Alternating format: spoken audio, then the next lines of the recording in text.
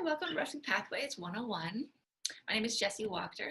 I'm a Global Programs Advisor for Rustic Pathways. I've been with the company for about 10 years now and worked in various functions. I was formerly the director of our Tanzania program, so those programs are always near to my heart, but I'm always happy to work with families and students who are looking to find the best fit program. This is my wonderful colleague, Connor.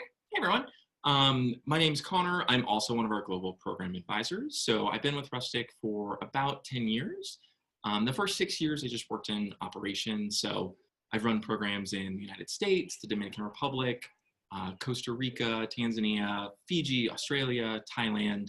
And essentially All over the place. Jessie and I do now is we have so much experience working in the operations side of things that when people want to learn about Rustic or they want to find a good program fit, learn about the history of our organization, or what's a really good match for students' passions or interests.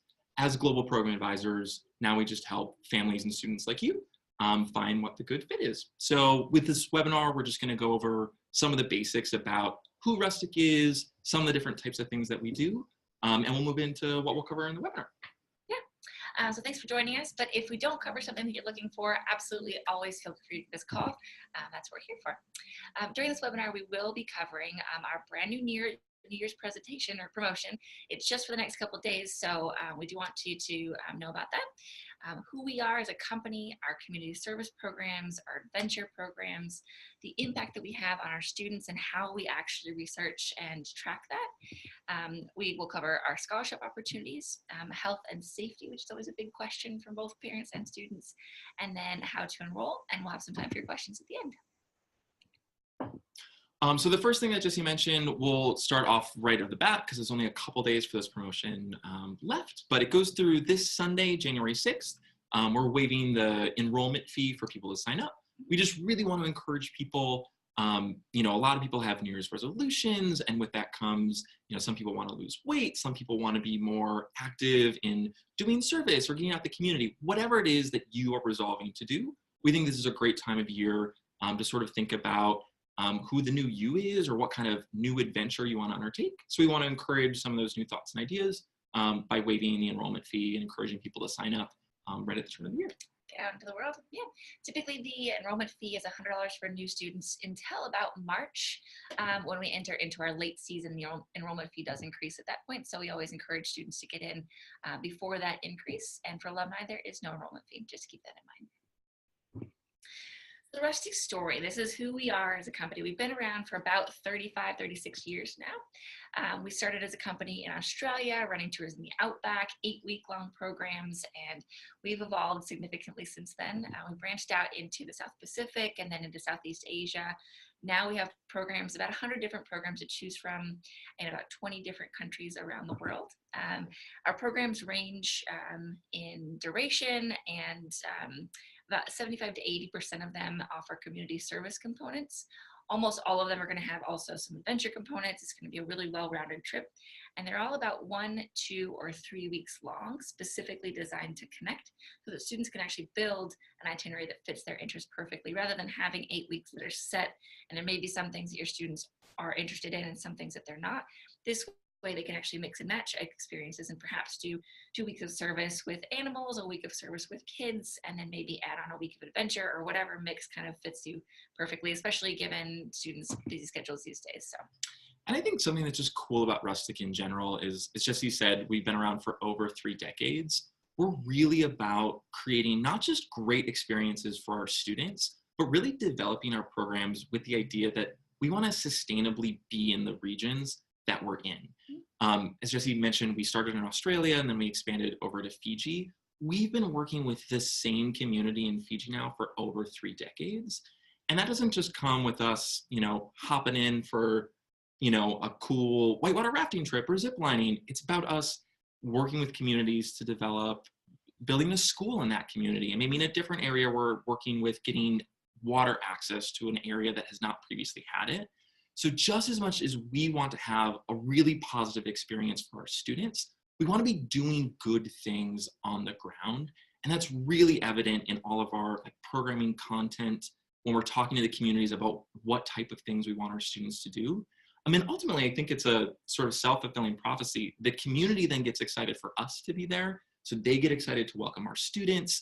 And they just want us coming back year after year, and we're happy to share those experiences with the student every spring break and summer. Right. I think that's really noticeable from the students. The students get on the ground. They're not just dealing with international staff that are there 2 months a year. They're actually meeting the community members. They're seeing that history develop, and they're getting a much deeper sense of where they are while they're with us. And we'll talk a little bit more about the community service here in a moment. Right there. I know. Well, as I mentioned a little bit before, like, we're really big advocates about sustainable development in the countries that we're working. And we've just become known as an organization where we are really dedicated to volunteering and community service. It's one of the pillars of Rustic Pathways. We really see ourselves as the intersection between education, travel, and service. And we're really looking at those three components in every trip that we do. Obviously, our students are so excited to have sort of this opportunity where they get to go to Morocco or Tanzania or just a different part of the United States or a different part of Peru that they've never visited before. But we also want to make sure that what we're doing on the ground is really benefiting the communities.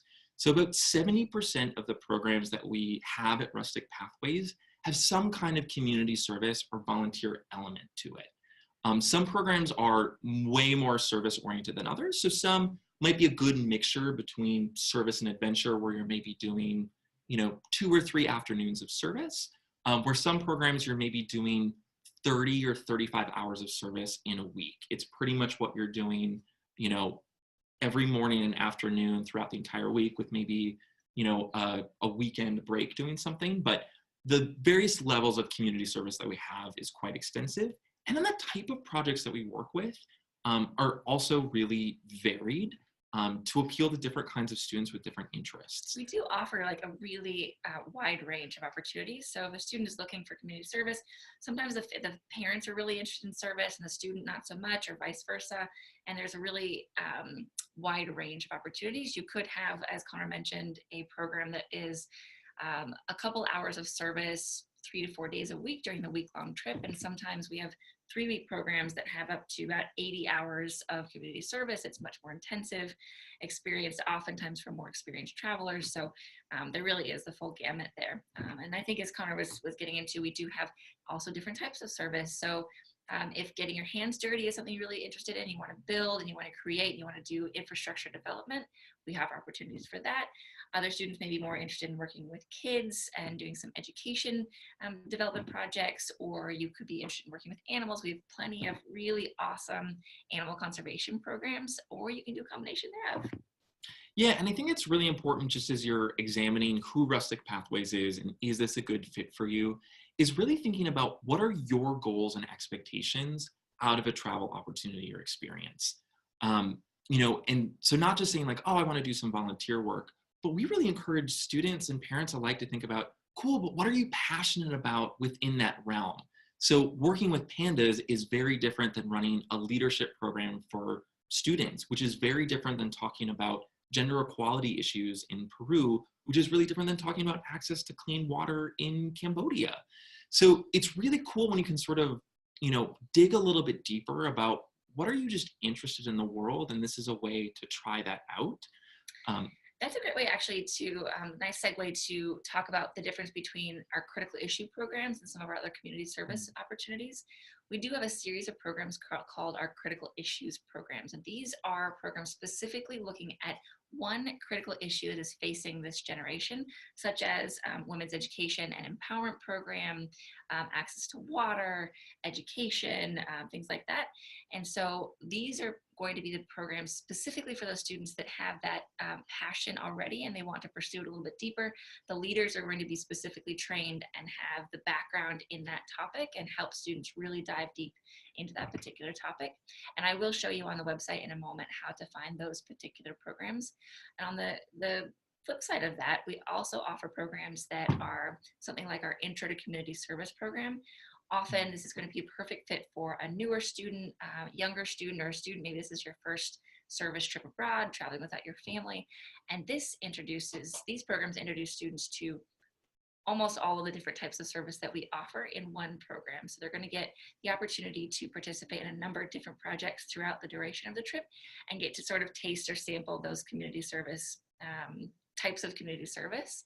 And that way, moving forward, they can say, I thought I wanted to work with kids, but actually I really did like working with my hands and seeing that structure develop in front of me, or vice versa. So it's kind of a nice way to get your feet wet. Yeah, my also last plug with it is just the idea. Sometimes people will ask us like, oh, okay, yeah, we're interested in community service, but what's the fun stuff on the program as well?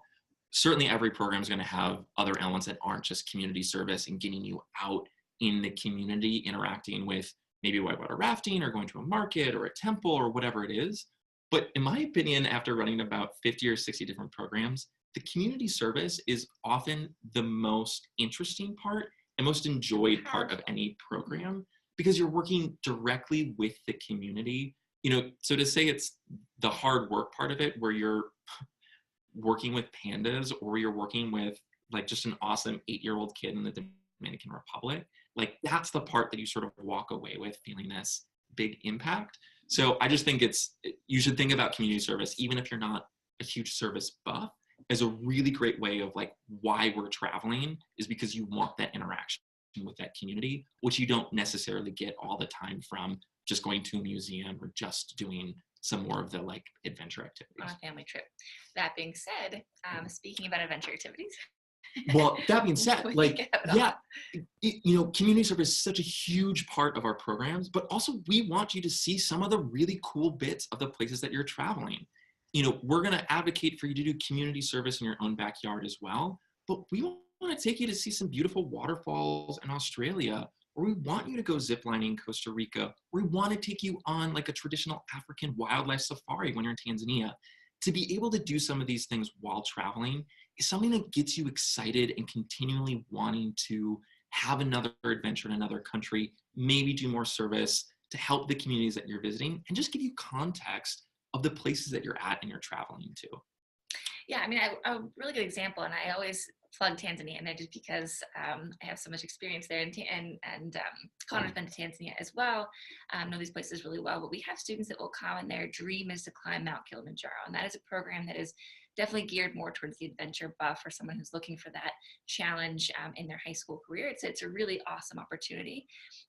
But oftentimes that's combined with our Enduro Village Service Immersion, which is a 1-week service program where you actually get to live in a small Tanzanian village. You actually live across the street from a wonderful family. You will walk every day to the local primary school and do your service projects. And so that gives you the nice balance between seeing the country and doing something really incredible as a teenager, but then also getting that culturally immersive aspect and learning more about the culture, and maybe learning some of the language, and getting that balance within the country, and really feeling like you saw Tanzania and it wasn't just one part of the country. So it's a nice way to balance your experience. And Jessie briefly mentioned it about combining 2 trips, in Tanzania, but it's something that we plan in all of our programs within the same country.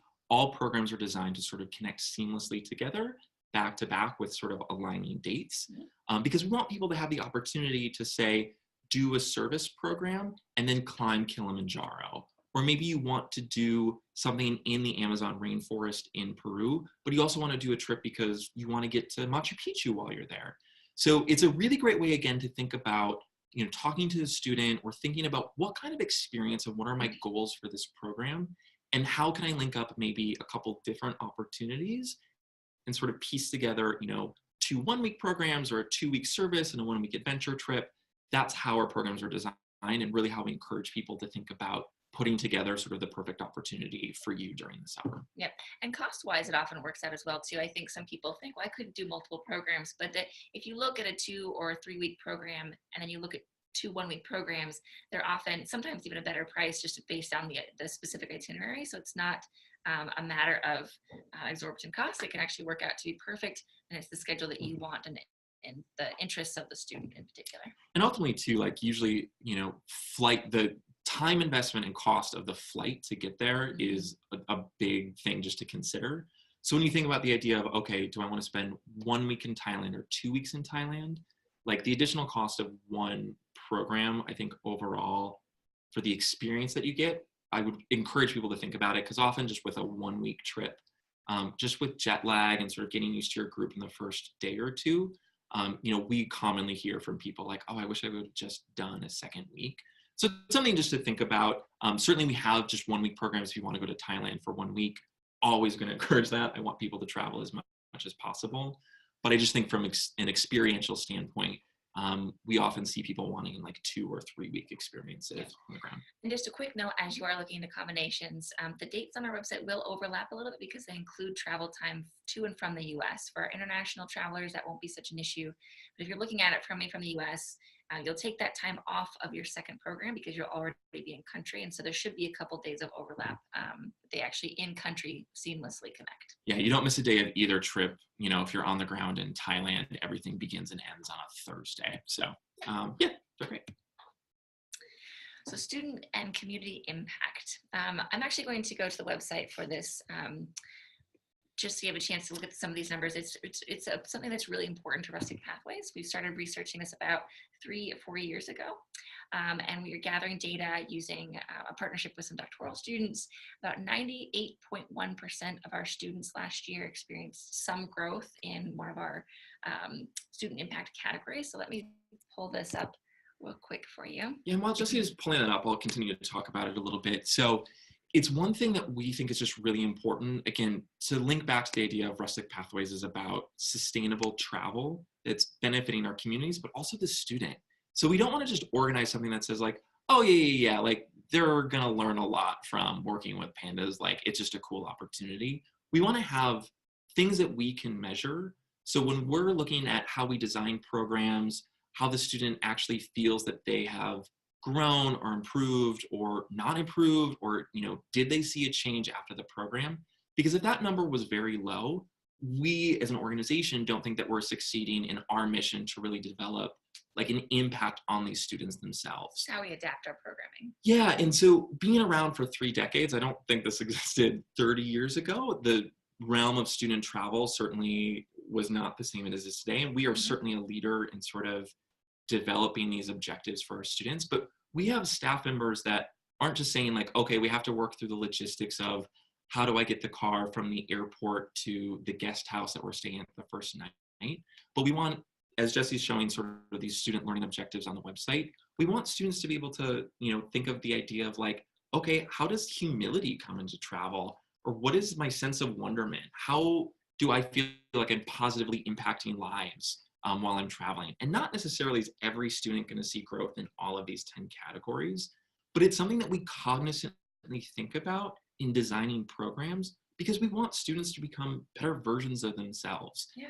And sort of having these benchmarkers allow us to look at our programs and seeing like, are we making a shift in students' lives? Because ultimately that's our goal, is to be able to provide these kind of positive impact opportunities for the students traveling with us. And I'm sure Jessie hears all the time, but the number of times I hear a parent call us after the program just to say, I don't know what you did, but like, you know, my student was gone for 2 weeks and they came back and I just feel like they're a different person and I can't put my finger on it, but, you know, just thank you. It's really cool to be able to see that sort of after the fact with our students. Yeah, and I think both Connor and I had the experience of traveling abroad a little bit later in life. I did not get to go in high school, but I think it's such a pivotal time in students' lives. They're deciding who they want to be and where they want to go and what they want to study. And this is an incredible way to get out there, to meet people from around the world. Both the students on your actual trip, they could be from anywhere in the world. We have students from more than 60 countries last year, but also the students and the people that we meet in the communities. It's just a really valuable experience and kind of goes past just the opportunity to see a new culture. You know, there's a lot going on there. So here's some of our student learning outcomes. This is on the website. I think if you go to the menu, you can find it under Inside Rustic. And it's a great page to kind of look through. We've got a video here that you can play, learn more about how we are measuring the impact that we have on our students. It's all through surveys. The students themselves, as well as parents, are assessing this before and after they travel. And then again, usually about a year after their final trip, they'll look into that again. And so it's kind of nice to measure that growth. And I think it's just important to check out because essentially as an organization, you know, we want to put our money where our mouth is. Like, we don't want to just say like, oh yeah, it'll be great for your kids. Like, we want to show that there is something happening on the programs, and we want to have data to be able to show that and back it up rather than just saying like, yeah, it's great. And another just interesting fact that I think is so cool, So this is from 2017. I think we're still compiling data for 2018 because we do some group trips. So if a school contacts us, I think that number also gets added into this community impact. But in 2017, we did 186,000 community service hours, which is just amazing. Thinking about how engaged our students are in the communities. And like we said, it could be anything from building schools to working with kids to working with, women's initiatives that are developing like economic projects for women in Peru. Like it's a lot of different stuff that we're doing. It encompasses a lot of different things, but it's just a huge amount of time and impact that we're having across the globe, which is just amazing every time I see numbers like that. So. Yeah. I do want to touch base on our scholarships. For a moment, we do offer scholarships every year. In 2018, you can see we gave $285,000 in scholarships to students. Our scholarships for our service-based programs are both need and merit-based, so there is a little bit more intensive application process for those. They will be 50, 75, or 100% of the cost of the program, but do not include airfare. I can also show you on the website where to find more information on that. There's two different deadlines. We've just passed the fall deadline, which was in the end of November, and now students can actually apply for those same scholarships up until the end of March, and then they'll be alerted in April whether they received a scholarship. And for those, students are given a list of 12 to 15 programs that are eligible for that scholarship when they receive the scholarship. So we want students to be flexible. It will go towards one of our 1 or 2 week scholarships, and they're usually available, or programs, and they're usually available in multiple countries. So you'll have some options there. And as Jessie mentioned, the critical issue scholarship, that one's the merit-based one. And then the service scholarship is more of the financial need. And then there's essay components. Just a tip, we get lots of questions about scholarships. What can I do to get a scholarship? My big piece of advice, if you're applying for either of those, again, there are essay components to it. Spend time. Everyone would love a free trip. Like, I would love to go to Morocco tomorrow. Like, I would love to go to Fiji next week. Wanting to go isn't like the key factor in determining who gets a scholarship, but talk about like what your dedication is to service, or how have you shown that you want to improve your own home community, or what is it that makes you someone that we're like, yeah, you're a mover and a shaker in your community, and you may not have the financial capability to afford a couple $1,000 trip to Tanzania, but what can we do as an organization to say like, yeah, you're just a great student that has a huge dedication to volunteer work or being sort of that leader in your own community. What can we do as an organization to like give this opportunity to you that you might not otherwise have? So take some time and like think about those essays. They're not very long. Doesn't mean it's, going to take you 20 minutes to write it. Like write it, read it, like revise it, talk to someone else, see if it makes sense. Like really spend some time on the things that you can control. It's just my biggest piece of advice if you're applying for scholarships. Yep, there's no rush in getting it in early. All of the applications will be reviewed at the same time after the deadline. So like you said, take your time, demonstrate a dedication to service. Not only you're interested in doing service abroad, but you're interested in doing service, and your action in doing service in your own community is huge. So we definitely recommend including that in your application. Also, just to mention, we do have a teacher appreciation program, and this is not only for teachers, but it's for anyone who works within the education field. So if you work for an educational institution, you are eligible. And there is, on the scholarships page, a table of discounts for every single program, and that is just automatic to anybody who works within education because we value our teachers. Absolutely. This is a big question that we get all of the time at Rustic Pathways, just about health and safety. I think we have a little bit of a safety video that we'll play. First, we'll just play like a minute or so, but this is from our Director of Safety and Risk Management. His name is Dave Dennis. His job is literally just to work with every single country director in making sure that our programs and countries adhere to the safety standards of Rustic Pathways. And like I said, we'll play a little bit of the video. There's lots of resources on our website, but this will give you a brief idea about that. Rustic Pathways provides life-changing experiences for students through cultural immersion, meaningful community service, and exciting adventures. Securing your child's safety when they travel starts with our exceptional program leaders. We recruit talented individuals from a variety of backgrounds, including teaching, experiential education, wilderness training, and other related outdoor and educational fields. All of our full-time program leaders are at least 22 years old and hold Wilderness First Responder certifications. All leaders receive between 70 and 90 hours of specialized training, both online and in country, before each summer travel season. Each Rustic Pathways program has local and international program leaders to ensure students are comfortable asking for support when needed, and all programs maintain a maximum student to program leader ratio of 7:1. Depending on the program, students will stay in carefully vetted hotels, guest houses, camps, or even with trusted local homestay families. Students can also choose one of our base house programs, which are ideal for first-time travelers or students who prefer some of the more common comforts of home. Rustic operates 12 base houses in 7 countries, located in or near local communities where students participate in service and interact with local people. Student transportation in country is provided by Rustic drivers or local vetted vendors. We perform daily safety checks on all of our vehicles and perform regular and formal safety assessments with all of our transportation providers. Questions about what students eat on programs are among the top concerns we receive from families. We can accommodate for nearly any type of dietary restriction on our base house programs, since food is purchased and prepared by our Rustic chefs. When eating at restaurants or during homestays, we carefully vet local restaurants and families to maintain clear guidelines about student needs. We provide all bottled or purified water on programs and only ask that students bring reusable water bottles. When outsourcing any type of activity to a third-party provider, such as whitewater rafting or zip lining, we view these suppliers as a direct extension of Rustic Pathways. This means that we only work with reputable and responsible businesses. Each supplier undergoes a formal safety assessment every 1 to 2 years, depending on the services they provide. We maintain 100% compliance in this vetting process and are proud of the work we do to ensure our service providers are equally committed to your child's safety. Rustic students and their parents have 24-hour emergency support coverage from both Rustic Pathways and International SOS. We also require students to have international medical insurance to cover any medical expenses or doctor visits should needs arise. I am a parent of 2 children who have traveled with Rustic Pathways. And like all Rustic parents, I want to make sure my children are safe when traveling abroad. I have been in the industry a long time and can tell you that no other organization is as invested or committed to safety than Rustic Pathways. My team is arguably the most experienced in the industry.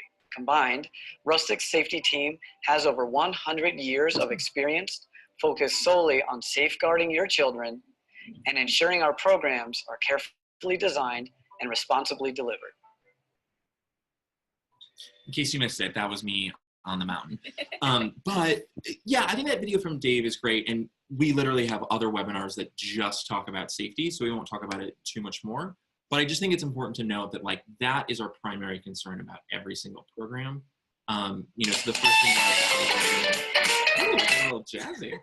But the first thing that we evaluate for any of our programs and countries that we travel to is making sure that it's a safe destination for our students. And again, that's a great thing. If you have more questions about how we handle that and how we set it up, give me or Jessie a call. We will talk your ear off for hours about it and are happy to talk to you about all the safety measures that we have in place. Yeah, you can contact us right here. You can call out our main number. You can request us to give you a call back. Quite a few ways to contact us. And I just wanted to point out here is also our health and safety page on the website. So there's a plethora of information here as well. So a lot of resources for you. And then while Jessie's here, before she goes in the webinar, I think the last thing we're going to talk about is how to enroll. If you want to actually go back to the website. Yes, great. So I'll have Jessie walk you through that while she's getting there. If you have decided on your program and what departure dates and program you're doing, super easy to do from the website. Takes maybe about 10 or 15 minutes. We'll have Jessie walk you through that. Yep. There's an Enroll Now button here right in the top corner. That's the easiest way to get there. Some information about deadlines, etc. And then as you click here, it will take you to the application. And it's maybe 6-7 pages long. It goes pretty quickly. We've got a page for the student information, page for family information, then you'll choose your program. But it's a pretty straightforward application process. As we mentioned, outside of this promotion, there is a $100 enrollment fee for new students. Otherwise, alumni pay no enrollment fee.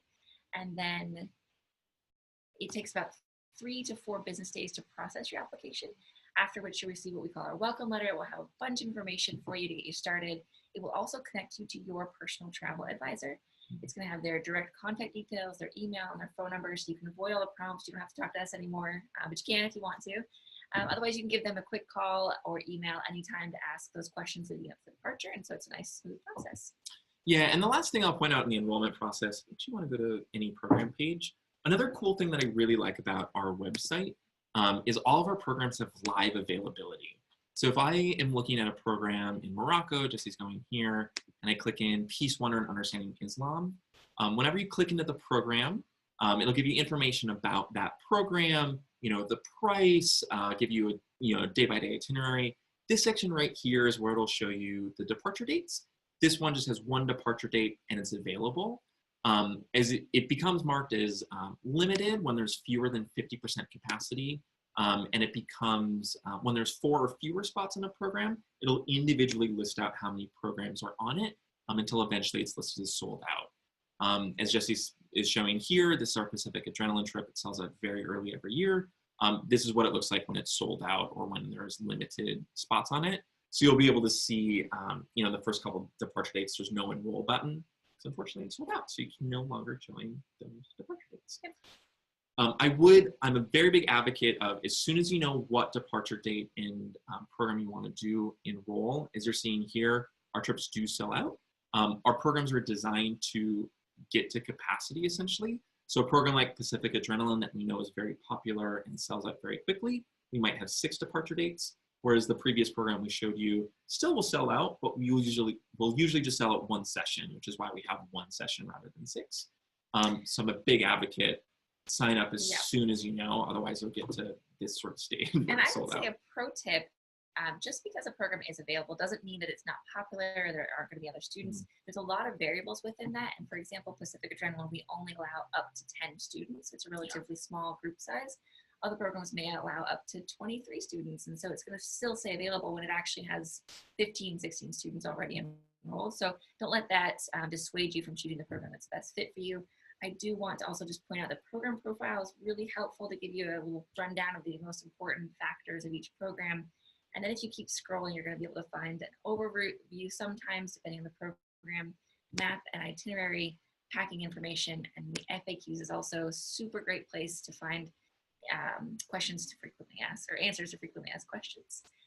And if you don't find it there, that's when, again, you give us a call. That I think is the last bit. I think we're moving on to sort of last bit, but I think one of the coolest things about anytime you have questions is if you give us a call. We have an online chat feature. You can email me or Jessie anytime. We also have one other colleague who's not here today, Emily.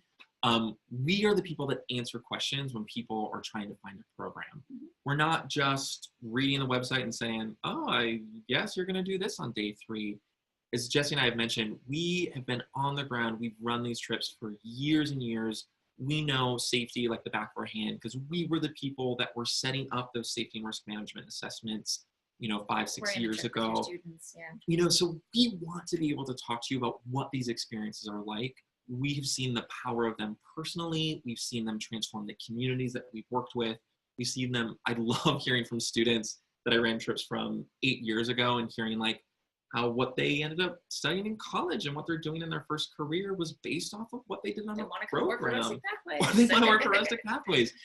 So we are so excited to talk to you about any of these things. So it doesn't matter if you have 60 seconds of questions or you want to talk to me for 2.5 hours. I'm a bit of a chatty person, so I'm happy to talk your ear off about anything and everything. And my last plug is if you've not ordered one of these yet, I would really recommend just going on the website and ordering a catalog. As you're new to Rustic Pathways, I think this is, first of all, it's just a beautiful sort of guidepost of the kind of stuff that we do. But it also just gives you a lot of information about our trips. It's a quick and easy way to go through all of our 100 programs. That's often the thing we hear from people is you have so many trips, how do I narrow it down? I think this is one of the best ways to sort of, page through and earmark some of the ones you're most interested in, and then ask us questions from there. That's true. I also like to point out the program types page, just as one more little place to help narrow the options if you are feeling overwhelmed with the number of programs that we have. Because right here we have a convenient little list of exploring by type or by personality. And if someone does come and the student says, I definitely want to work with kids, then I recommend looking at the future educators category. But there's a lot of different things to look through. We have our medical certification programs. We have our language immersion programs. So that's a great way to narrow the options if you want to start there. And with that. Awesome. Yeah. Well, thanks so much for tuning in, everyone. We're so excited that you're interested in Rustic Pathways. Happy New Year. Took the time to learn about us. As I said, if you have any questions, always feel free to reach out to us. We're super jazzed to talk to you about anything and everything. And we're just really excited to possibly see you on a spring break or summer trip this year. Yeah. Talk to you soon.